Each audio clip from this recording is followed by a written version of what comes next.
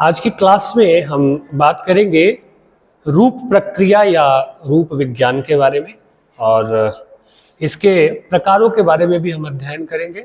दरअसल रूप के लिए हिंदी में जो शब्द चलता है वह पद चलता है, तो रूप का संबंध पद से है, इसलिए रूप विज्ञान को पद विज्ञान भी कहा जाता है। अंग्रेजी में इसके लिए जो बहुत प्रचलित शब्द है वह है मॉर्फोलॉजी। अंग्रेजी में इसे हम मॉर्फोलॉजी कहते हैं। ठीक है, सामान्य ढंग से हम इसे समझें कि भाषा विज्ञान की वह शाखा जिसमें रूप या पद का अध्ययन किया जाता है उसे हम रूप विज्ञान या मॉर्फोलॉजी या रूप की प्रक्रिया कहते हैं। ठीक है, डॉक्टर द्वारिका प्रसाद सक्सेना ने रूप की परिभाषा देते हुए कहा कि सार्थक ध्वनियों के समूह को रूप कहते हैं। सार्थक ध्वनियों के समूह को उन्होंने क्या कहा? रूप कहा। पहले भी मैंने आपको स्वनिम और रूपिम के बारे में बताया है कि कैसे निरर्थक ध्वनियां मिलकर सार्थक ध्वनियों का निर्माण करती हैं। तो उन्होंने कहा कि सार्थक ध्वनि समूहों को रूप कहते हैं। ठीक है, इस प्रकार उनकी परिभाषा से दो बड़ी महत्वपूर्ण बातें सामने आती हैं कि सभी ध्वनि समूह जो है वो सार्थक नहीं होते। ठीक है, और निरर्थक ध्वनि समूहों को हम रूप नहीं कह सकते, यानी कि वे ध्वनि समूह जिनका कोई अर्थ नहीं है उसे हम रूप नहीं कह सकते। इस दृष्टि से रूप के दो भेद हमें देखने को मिलते हैं, शब्द और वाक्य। ठीक है, अब इसे ऐसे समझिए कि उन्होंने कहा कि निरर्थक ध्वनि समूहों को हम रूप नहीं कह सकते। ठीक है, सार्थक ध्वनि समूहों को ही हम रूप कह सकते हैं। एक ध्वनि है क, एक ध्वनि है म और एक ध्वनि है ल। ठीक है, इन ध्वनियों का अपना कोई स्वतंत्र अर्थ नहीं है, लेकिन अगर ये तीनों ध्वनियां मिलती हैं क, म और ल, तो एक सार्थक ध्वनि का निर्माण करती है, ध्वनि समूह का, और उसका अर्थ होता है कमल, एक किस्म का फूल। लेकिन क, म और ल से ल, म और क, ये तीन ध्वनियों को एक साथ आप रखिए, ल, म और क, तो ये तीनों ध्वनियां तो हैं, लेकिन ये ध्वनियां तीनों मिलकर किसी सार्थक शब्द का निर्माण नहीं कर रही है, किसी अर्थ की प्रतीति यहां पे नहीं हो रही है। इसलिए इन ध्वनियों से जब कोई अर्थ की प्रतीति ना हो, कोई सार्थक शब्द नहीं बने, ठीक है, वाक्य में भी इनका हम प्रयोग नहीं कर पाएंगे, इसलिए इन्हें हम, ठीक है, निरर्थक ध्वनि हो गए और निरर्थक ध्वनि समूहों को हम रूप नहीं कह सकते। आगे बात समझ में, यानी कि रूप का संबंध सार्थक ध्वनि समूहों से है, वे सार्थक ध्वनि समूह जो शब्द का, पद का और वाक्य का निर्माण करते हैं। आगे बात समझ में, ठीक है। इसमें ध्यान देने वाली बात यह है कि जो सार्थक ध्वनि समूह है, जिसे कि आप शब्द कहते हैं, जब तक वे वाक्य में प्रयोग नहीं किया जाता उनका, तब तक वह शब्द रहते हैं, एक मूल अर्थ होता है उनका। लेकिन जैसे ही वाक्यों में उनका प्रयोग किया जाता है वे पद बन जाते हैं। पद कैसे बनते हैं? क्योंकि उनके साथ विभक्ति चिन्ह का प्रयोग होने लगता है, उपसर्ग का प्रयोग होने लगता है, प्रत्यय का प्रयोग होने लगता है, संबंध सूचक ध्वनियों का प्रयोग होने लगता है। तो जब शब्द वाक्यों में विभक्ति के माध्यम से, प्रत्यय के माध्यम से, उपसर्ग इत्यादि के माध्यम से, संबंध सूचक ध्वनियों के माध्यम से जब शब्द वाक्य में प्रयोग होने लगते हैं, तब हम उसे पद कहते हैं। ठीक है, तो इस प्रकार आप देखें कि शब्द और पद का अंतर करने वाला जो तत्व है वह क्या है? विभक्ति है। शब्द और पद का भेदक तत्व क्या है? विभक्ति है। ठीक है, और विभक्ति रहित पद को हम शब्द कहते हैं। अब इसको एक उदाहरण से देखिए। मैंने यहां पे लिखा राम, एक शब्द है। ठीक है, रावण एक शब्द है। ठीक है,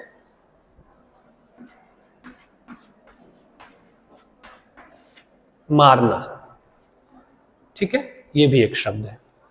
ये अभी तीनों के तीनों शब्द हैं।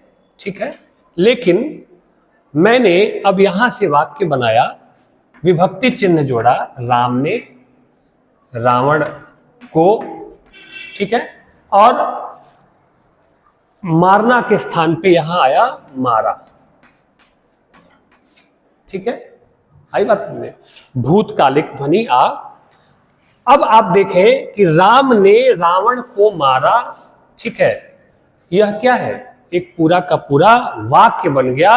राम के साथ ने, रावण के साथ को और मारना के साथ भूतकालिक प्रत्यय जुड़ा और यह तीनों के तीनों क्या बन गए, एक पद बन गए और पद बनकर इन्होंने एक वाक्य का सृजन कर दिया।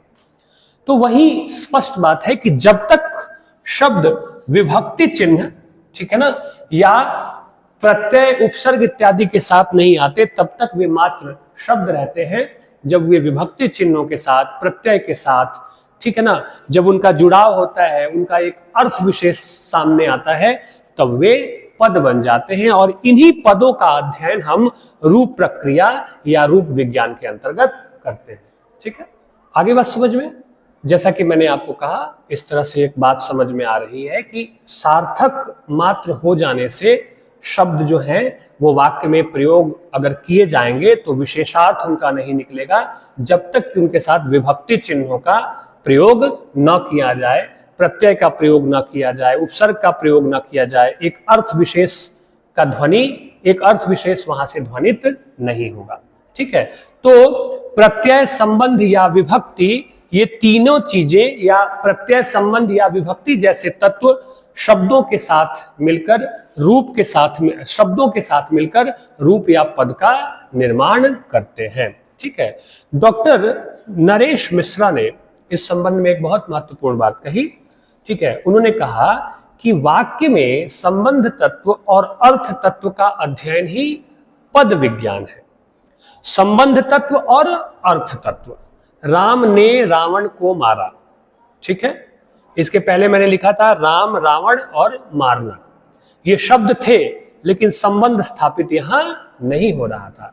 लेकिन जैसे ही कहा राम ने रावण को मारा तो यहां संबंध भी स्थापित हुआ और अर्थ की भी प्रतीति हुई। इस प्रकार इसका जो अध्ययन होता है, जो वो कह रहे हैं, ठीक है, उन्होंने कहा कि संबंध तत्व और अर्थ तत्व का अध्ययन ही पद विज्ञान है और जब तक विभक्ति चिन्हों का, संबंध का, प्रत्यय इत्यादि का प्रयोग नहीं होगा, ठीक है, शब्दों के साथ, तब तक अर्थ की विशेष प्रतीति नहीं होगी, अर्थ सामने नहीं आएगा।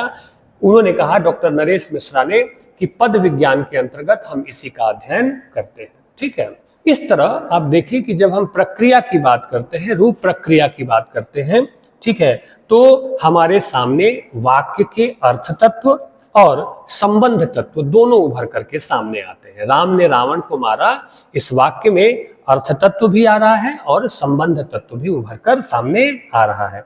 ठीक है, इस तरह से आप कहें कि शब्दों से पद बनाने की जो प्रक्रिया होती है उसी को हम रूप प्रक्रिया कहते हैं और उसका जो अध्ययन होता है उसे हम रूप विज्ञान, पद विज्ञान या मॉर्फोलॉजी कहते हैं। ठीक है, एक और उदाहरण देखें। मोहन पुत्र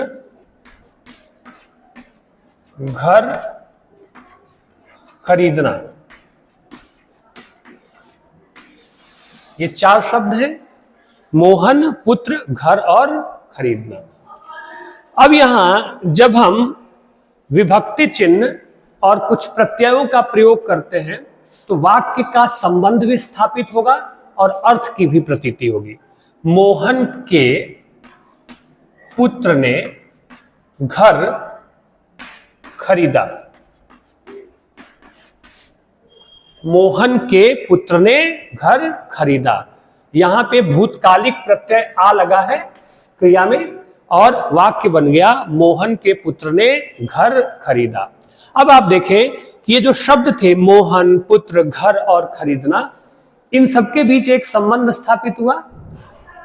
किसने घर खरीदा? मोहन के पुत्र ने। क्या खरीदा? घर खरीदा। तो एक अर्थ की भी प्रतीति हो रही है और एक संबंध भी स्थापित हो रहा है। इसी अर्थ और संबंध की व्याख्या या विश्लेषण रूप प्रक्रिया या रूप विज्ञान के अंतर्गत किया जाता है। इस प्रकार हम कह सकते हैं कि रूप विज्ञान का संबंध पद से है।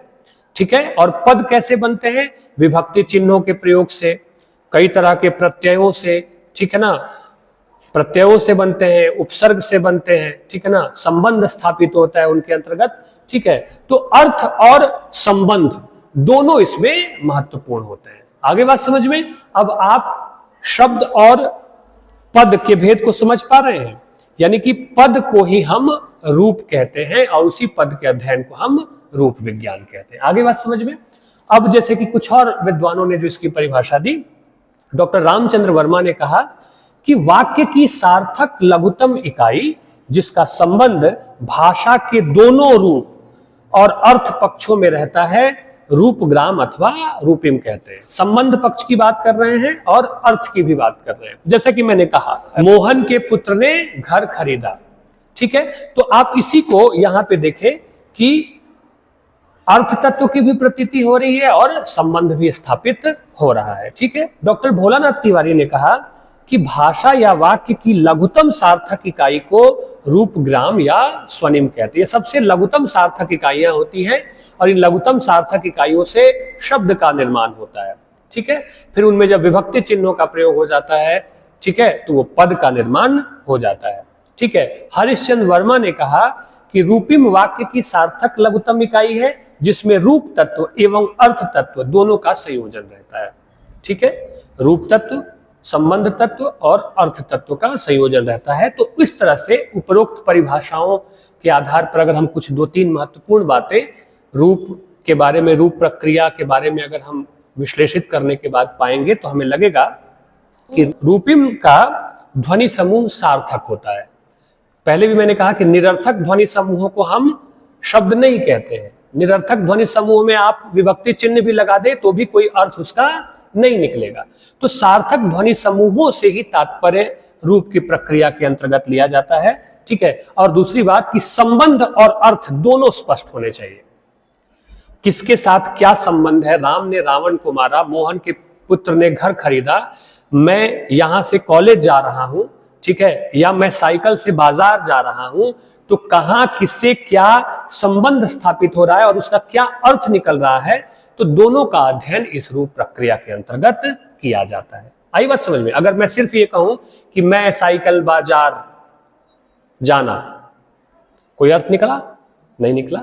लेकिन जैसे ही मैं कहूंगा मैं साइकिल से बाजार जा रहा हूं, संबंध भी स्थापित हुआ और अर्थ भी निकला। तो इन तमाम परिभाषाओं के आधार पर जो 2 बातें स्पष्ट हैं, ठीक है, कि एक तो रूपिम का जो ध्वनि समूह है वो सार्थक होता है, सार्थक ध्वनि समूहों को हम रूपिम कहते हैं, और दूसरा कि इसमें संबंध और अर्थ, ठीक है, दोनों होने चाहिए। जब तक संबंध और अर्थ की स्पष्टता नहीं होगी हम उसे रूपिम या पद उसे नहीं कह सकते, ठीक है।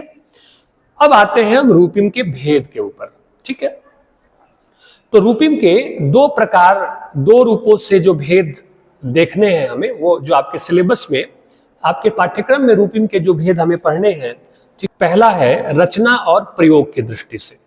रचना और प्रयोग की दृष्टि से रूपिम के 3 भेद माने गए हैं। कितने भेद माने गए हैं? 3। पहला है मुक्त रूपिम, दूसरा है बद्ध या आबद्ध रूपिम, और तीसरा है मुक्तबद्ध रूपिम, ठीक है।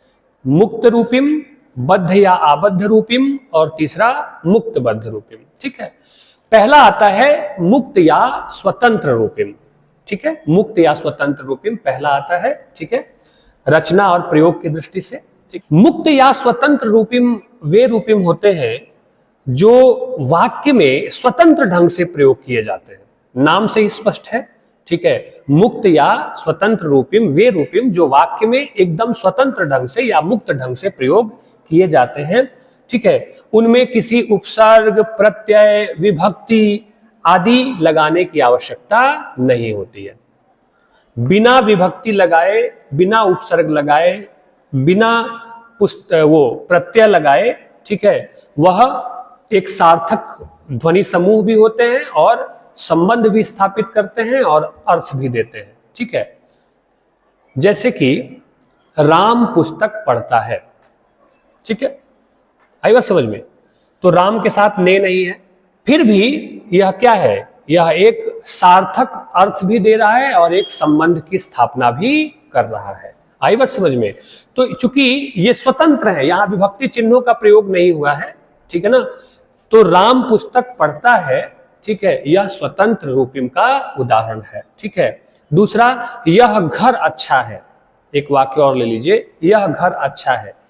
यहां किसी भी कारक चिन्ह का, विभक्ति चिन्ह का प्रयोग नहीं हुआ है। ये जो भी शब्द आए हैं, यह, घर, अच्छा और क्रिया, ये सब क्या है? स्वतंत्र रूपिम के रूप में वाक्य में प्रयोग किए गए हैं। ठीक है, इसलिए इनको हम मुक्त रूपिम भी कहते हैं। ठीक है, इनका प्रयोग वाक्यों में वैसे ही होता है जैसे ये कोश में मिलता है। ठीक है, तो ये पहला प्रकार होता है रचना और प्रयोग की दृष्टि से मुक्त रूपिम। ठीक है ना, मुक्त रूपिम या स्वतंत्र रूपिम, जो वाक्य में स्वतंत्र ढंग से प्रयोग किए जाते हैं। ठीक है, दूसरा आता है बद्ध रूपिम। ठीक है, बद्ध रूपिम वे रूपिम होते हैं जो अकेले नहीं आ सकते। ठीक है, इनका अपना कोई स्वतंत्र अस्तित्व नहीं होता है। ठीक है, ये जब भी आएंगे तो लिंग, वचन, प्रत्यय, उपसर्ग आदि पर आश्रित होंगे। बद्ध रूपिम लिंग, वचन, प्रत्यय, उपसर्ग इत्यादि सब पर आश्रित होते हुए ये बद्ध रूपिम आते हैं। ठीक है, जैसे उदाहरण के लिए देखें। ठीक है, तो लड़का पुस्तक पढ़ता है, यह मुक्त रूपिम है। ठीक है, यहां पे कोई उपसर्ग, प्रत्यय और विभक्ति का प्रयोग नहीं हुआ है। ठीक है ना, लेकिन जैसे ही हम कहें लड़के पुस्तकें पढ़ते हैं, ठीक है, तो क्या है? यहां पे ए रूपिम है। लड़के बहुवचन बनाने के लिए ए प्रत्यय का प्रयोग किया गया है। ठीक है, आई बात समझ में? लड़के पुस्तकें, तो ए और ए का प्रयोग यहां पे किया गया है, ये बद्ध रूपिम है। तो ए और ए क्या है? बद्ध रूपिम है। ठीक है, वैसे ही लिंग पर आधारित कुछ बद्ध रूपिम होते हैं, जैसे चूहा। चूहा है तो इसका स्त्रीलिंग बनाना हो तो आप क्या बनाएंगे? चूहिया।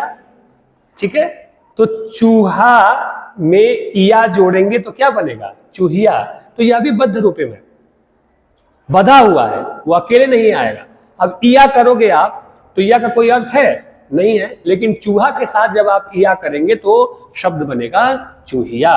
ठीक है, उसी प्रकार धोबी में इन लगाएंगे प्रत्यय तो क्या बनेगा? धोबिन। तो ये लिंग बदल गया, यहां पे धोबी से धोबिन बदल गया। उसी प्रकार वचन आधारित कुछ रूपिम होते हैं, बद्ध रूपिम होते हैं वचन आधारित, जैसे नदी, नदी में इया लगाएंगे तो नदियां हो गया। ठीक है, रात में ए लगाएंगे तो रातें हो गया। ठीक है, वैसे ही अब देखिए कैसे फर्क पड़ जाता है। रात सुहानी है। ठीक है, यह मुक्त रूपिम का उदाहरण है ना, लेकिन सर्दी की रातें सुहानी हुआ करती हैं। ठीक है, यह क्या है? बद्ध रूपिम का उदाहरण है। रातें हो गया, एक रात नहीं है, रातें हो गया, क्योंकि कई रातें। ठीक है ना, बहुवचन में आपको स्थापित करना है तो वचन आधारित भी रूपिम होते हैं। ठीक है, और इनमें क्या होता है? भाववाचक प्रत्यय भी, आप कई शब्द ऐसे होंगे कि जिसमें कि भाववाचक प्रत्यय लगेंगे, उपसर्ग भी लगेंगे, गुणवाचक, स्थानवाचक इत्यादि प्रत्यय लगेंगे, जैसे कि राजपूत, राजपुताना। ठीक है ना, है कि नहीं है? तो ऐसे प्रत्यय लगाकर, सुंदर, सुंदरता। ठीक है, तो इस तरह से प्रत्यय, ठीक है ना, रूपिम लगा करके और इनका निर्माण किया जाता है। ये बधे होते हैं, ये स्वतंत्र ढंग से नहीं आते, ये जब भी आते हैं, ठीक है, तो अकेले नहीं आ सकते, क्योंकि इनका अपना कोई अस्तित्व नहीं होता है। ये लिंग, वचन, प्रत्यय, उपसर्ग इत्यादि पर आश्रित होते हैं। ठीक है, तो दूसरा था बद्ध रूपिम और तीसरा है मुक्त बद्ध रूपिम। ठीक है, मुक्त बद्ध रूपिम जैसे कि नाम से स्पष्ट है, ये ऐसे रूपिम हैं जो ऊपर से देखने में स्वतंत्र प्रतीत होते हैं। ठीक है, लेकिन वाक्य की जो आंतरिक संरचना होती है, बाहर से देखने पे वे मुक्त होते हैं, लेकिन वाक्य की आंतरिक व्याकरणिक और अर्थगत व्यवस्था में वे बंधे रहते हैं। ठीक है, ये अपनी स्थिति के कारण स्वतंत्र अवश्य रहते हैं, लेकिन परिवर्तन के कारण बंधे हुए होते हैं। जैसे अब उदाहरण से हम समझेंगे। ठीक है, हिंदी के परसर्ग और कारक को अगर आप देखें तो ये बात हमारी स्पष्ट हो जाएगी। जैसे ने, से, को, ठीक है, ये मुक्त है। राम ने, बाण से, रावण को। ठीक है, तो हम ऐसे लिखेंगे, राम ने, बाण से, रावण को, अलग अलग लिखेंगे, ये मुक्त है। ठीक है, लेकिन जब ये सर्वनाम के साथ आएंगे तो क्या होगा? तुमने, अब ये जो ने है ये अलग नहीं है, तुम के साथ आएगा, तुमने, ठीक है। उसी तरह तुमको, अब राम को में, रावण को में ये अलग होगा, लेकिन जब हम लिखेंगे तुमको तो ये तुम सर्वनाम के साथ आएगा, ठीक है। तो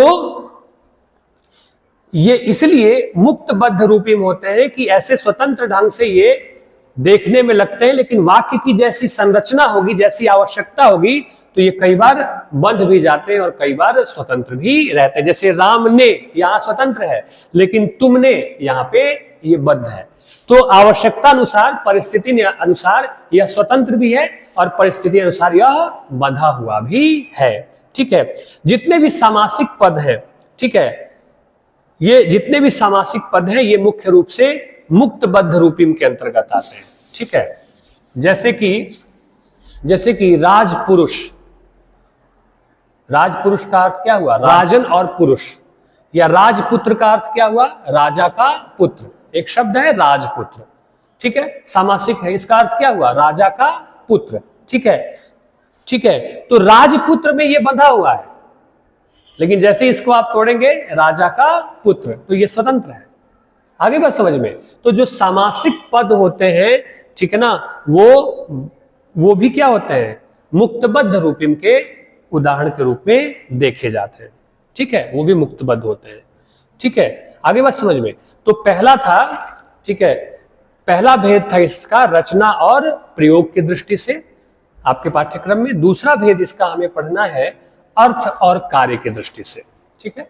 अर्थ और कार्य की दृष्टि से भी रूपिम के दो भेद माने गए हैं। कितने भेद माने गए हैं? दो भेद माने गए हैं। पहला है अर्थदर्शी रूपिम, ठीक है, और दूसरा है संबंधदर्शी रूपिम, ठीक है, ठीक है। अर्थदर्शी रूपिम और संबंधदर्शी रूपिम, ठीक है। पहला है अर्थदर्शी रूपिम। अर्थदर्शी रूपिम वे रूपिम होते हैं जिनसे सिर्फ अर्थ का बोध होता है, ठीक है, ये सिर्फ अर्थ का बोध कराते हैं, ठीक है, इसके अतिरिक्त अन्य कोई कार्य नहीं करते। अर्थदर्शी रूपिम सिर्फ अर्थ का बोध कराते हैं। जैसे आप उदाहरण के तौर पे ले, संज्ञा का उदाहरण ले, ठीक है, संज्ञा सूचक रूपिम का उदाहरण ले, ठीक है, तो मोहन, पुस्तक, बालक, ठीक है, ये सब क्या है? ये सब अर्थदर्शी रूपिम है।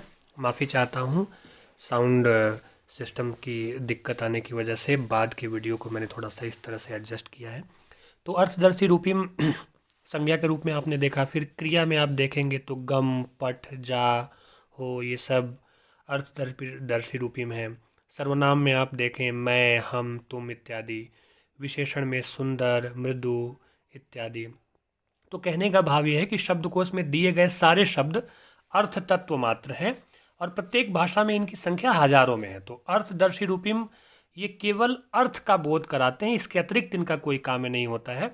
जैसे कि पढ़ा, तो ये पठ धातु से है, तो पठ धातु अर्थदर्शी रूपिम हो गया। बालक मूल शब्द है, उससे आप शब्द बनाते हैं बालकों या बालक के लिए, तो बालक क्या हो गया? अर्थदर्शी रूपिम हो गया। अगला है, जैसा कि मैंने कहा कि अर्थ और कार्य की दृष्टि से रूपिम के भेद, तो दूसरा भेद है संबंधदर्शी रूपिम। संबंधदर्शी रूपिम ये संबंध को प्रकट करने वाले कार्य द्योतक रूपिम है। लिंग, वचन, कारक, काल आदि का संबंध प्रकट करने वाले रूपिम को हम संबंधदर्शी रूपिम कहते हैं। ये वचन आधारित हो सकते हैं, लिंग आधारित हो सकते हैं, फिर काल आधारित हो सकते हैं, कारक आधारित हो सकते हैं। उदाहरण के तौर पे अगर हम वचन आधारित रूपिम देखें तो मटके, घोड़े, घोड़ों, फोड़ों, आप देख रहे हैं कि वचन आधारित रूपिम में मटका मूल शब्द है, ए रूपिम लगा तो मटके हो गया। घोड़ा मूल शब्द है, उसमें ए रूपिम लगा तो घोड़े हो गया। ओ रूपिम लगा तो घोड़ों हो गया। तो उसी तरह से बहुवचन में वचन आधारित रूपिम जो होता है वो एक वचन से बहुवचन बनाने के लिए उसका प्रयोग किया जाता है। ठीक उसी प्रकार लिंग आधारित रूपिम है। जैसे आ रूपिम है तो अनुज में आ लगाएंगे तो अनुजा, तनुज में आ लगाएंगे तो तनुजा, ठीक है ना। ई रूपिम है तो खिड़की, डाली, नाली, थाली। तो इस तरह से आप देखें कि लिंग बदल गया, ठीक उसी प्रकार कारक आधारित रूपिम, सीता ने, श्याम को, राम ने, तुमने। ठीक है। काल आधारित रूपिम, आ है तो पढ़ा यानी कि भूतकाल, गा रूपिम है तो पढ़ेगा तो भविष्यत काल, या रूपिम है तो गाया, खाया, पाया, लाया, ये सब भी भूतकाल को प्रदर्शित करने वाले रूपिम है। तो इस तरह से आप देख रहे हैं कि अर्थ और कार्य की दृष्टि से जो रूपिम के भेद थे उसमें एक था अर्थ तत्व या अर्थदर्शी रूपिम, जिसके बारे में हमने पढ़ा, और दूसरा था संबंधदर्शी रूपिम। और संबंधदर्शी रूपिम जो लिंग, वचन, कारक, काल आदि का संबंध प्रकट करता है। तो इसमें हमने इसे देखने की कोशिश की। असुविधा के लिए खेद है, क्योंकि अंत में वो माइक की बैटरी चली गई थी, तो बाकी जो कुछ भी मैंने क्लास में पढ़ाया था वो रिकॉर्ड ही नहीं हुआ था, वो साउंड कैप्चर नहीं हुआ था। तो जल्दी जल्दी में मैंने हाथ से लिख के इसे कंप्लीट किया। मुझे उम्मीद है कि इस विषय को मैं समझा पाने में आपके सामने किसी भी हद तक अगर कामयाब हो सका होऊंगा। आप सबको बहुत सारी शुभकामनाएं। धन्यवाद।